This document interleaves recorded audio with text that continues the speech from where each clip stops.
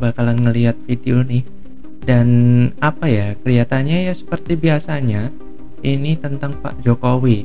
Nah, ini katanya denger-denger nih ada pembisik Pak Jokowi yang membuat Pak Jokowi itu berubah gitu. Nah, berubah jadi apa ya kan, atau gimana?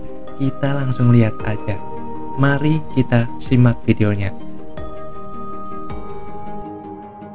Apa yang kemudian membuat Pak Jokowi itu akhirnya tampak seperti menjauh dari kesepakatan awal kita, saya harus gunakan kata kita itu, dan kita semuanya tentu saja, atau bahkan dalam bahasa Anda itu memberikan kompromi-kompromi dari seluruh kesepakatan-kesepakatan awal beliau menjadi presiden itu, hingga kemudian banyak orang yang merasa bahwa tampaknya memang Pak Presiden berubah. Itu yang terbaca di ruang publik. Dan kalau tidak salah nadanya Anda juga ingin mengatakan seperti itu. Ya, pertama sering ya kawan-kawan itu mengatakan bahwa siapa sih pembisik Pak Jokowi? Okay. Siapa sih orang yang di dekat Pak Jokowi yang ini? Saya rasa saya harus katakan ya, saya bukan orang terdekat Pak Jokowi, dan bahkan mungkin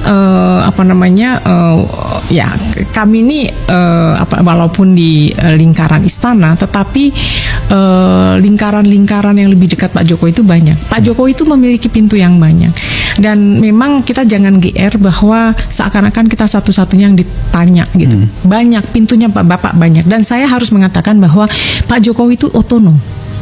Pak Jokowi itu otonom, benar kata Pak Luhut bahwa dia mendengarkan semua, itu benar. Itu akhirnya memutuskan beliaunya.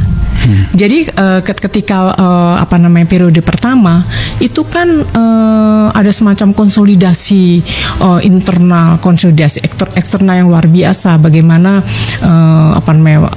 tantangan Pak Jokowi kepada parpol terhadap kelompok-kelompok yang menentang dia segala macam. Itu kan beliau saya rasa pembelajar cepat melihat landscape politik kita saat itu, dan mungkin pada satu titik akhirnya beliau menyadari bahwa ini semua harus dirangkul gitu.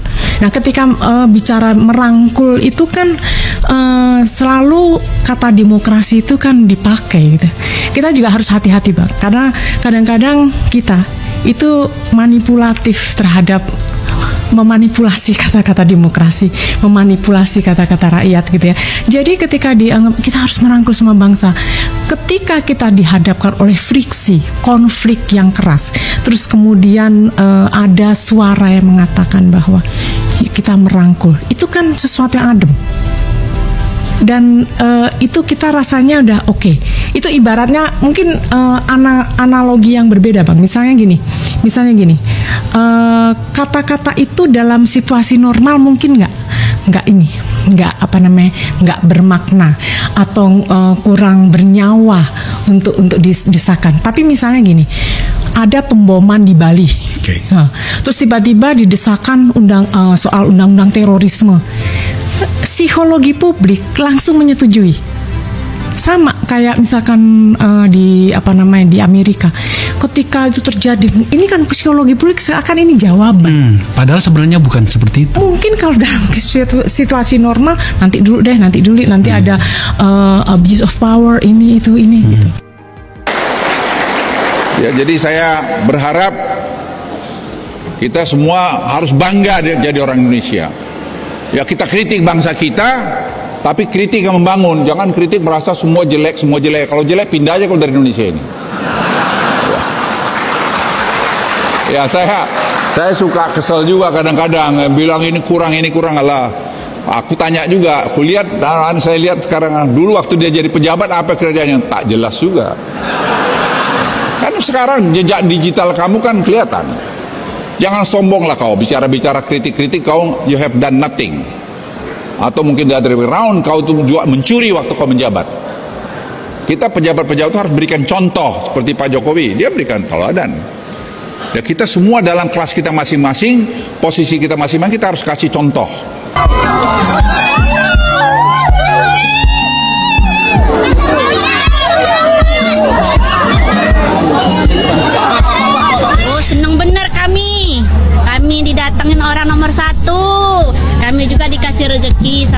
Jokowi. Semoga Bapak Jokowinya sehat-sehat aja. Amin. Kayaknya bangga banget ya Pak ya. Segitu banyak pasar sentral yang didatengin. Terima kasih ya Pak Jokowi. Alhamdulillah ya Allah. Udah mimpi 2 kali ketemu Pak Jokowi terus. Alhamdulillah. Tapi nggak bisa foto, cuma videonya nggak jelas. Ya Allah, terima kasih ya Allah. Ditanyain pada dapat bantuan modal warung. Ya gitu. Dapat. Alhamdulillah senang Pak. Terima kasih. Baru seumur ini Pak ketemu Pak Presiden Pak. Asal jangan rusuh, simpel aja pasti dapat. Insya Allah kalau kita suka, apa sih sayang sama Pak Jokowi pasti bisa saliman. Itu cinta Pak Jokowi pokoknya. Saya dari dulu sayang sama Pak Jokowi sampai sekarang.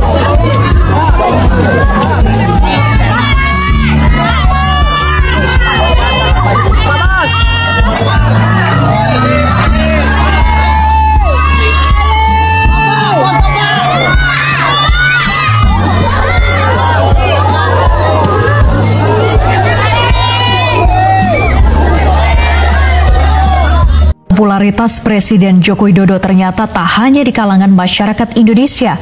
Di mata dunia, Presiden Jokowi termasuk sosok yang disorot karena kebijakan-kebijakannya yang membawa kemajuan untuk Indonesia. Bahkan beberapa kali Presiden Jokowi masuk dalam daftar orang yang berpengaruh di dunia.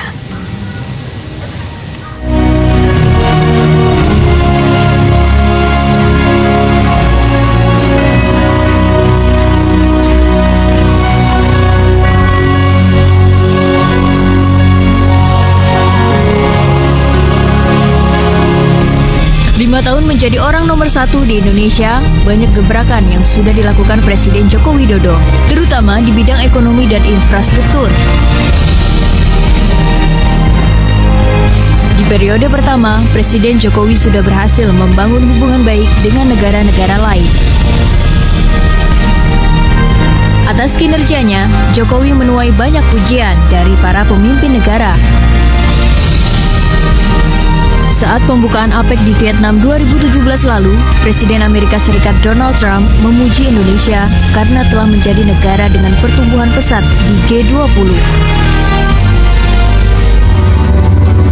Sementara Perdana Menteri Australia, Malcolm Turnbull, memuji Jokowi sebagai presiden yang sukses merawat keberagaman dan mewujudkan kepemimpinan yang merupakan perpaduan antara demokrasi, Islam, dan moderat saat menyambut para pelajar yang mengikuti program Indonesia Australia Youth Interfaith Program. Selain itu, Presiden Jokowi juga pernah dianugerahi Medal of Ghazi Amanullah dari Presiden Afghanistan Januari 2018 lalu. Pemberian medali ini sebagai bentuk penghargaan atas keberanian Indonesia dalam memajukan hubungan bilateralnya bersama Afghanistan. Nama Presiden Jokowi juga beberapa kali masuk daftar orang yang berpengaruh di dunia. Yang terbaru, Presiden Jokowi menempati urutan ke-13 dalam daftar 500 orang Muslim paling berpengaruh di dunia yang disusun oleh Pusat Studio Strategi Islam Kerajaan atau RISSC. Presiden Jokowi merupakan pemimpin pertama yang bukan berasal dari militer atau dinasti politik. Presiden Jokowi pun semakin populer setelah tampil 2 kali di cover majalah Ar-Rajal asal Arab edisi Mei 2019 dan Juli 2019. Di edisi terbaru, Jokowi berbicara tentang isu terorisme dan perbedaan di Indonesia yang tidak menimbulkan perpecahan. Sebelumnya, foto Presiden Jokowi juga pernah muncul di cover majalah Time bulan November 2014 dalam edisi Person of the Year. Presiden Jokowi merupakan salah satu kandidat dari 50 tokoh terbaik dunia versi majalah Time.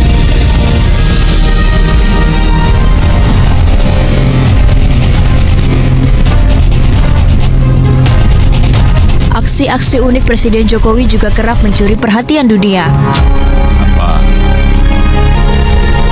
Aksi Presiden Jokowi yang mengendarai moge menembus kemacetan hingga ke lokasi pembukaan Asian Games di Stadion Gelora Bung Karno menjadi sorotan. Aksi ekstrem Jokowi ini pun viral hingga media asing.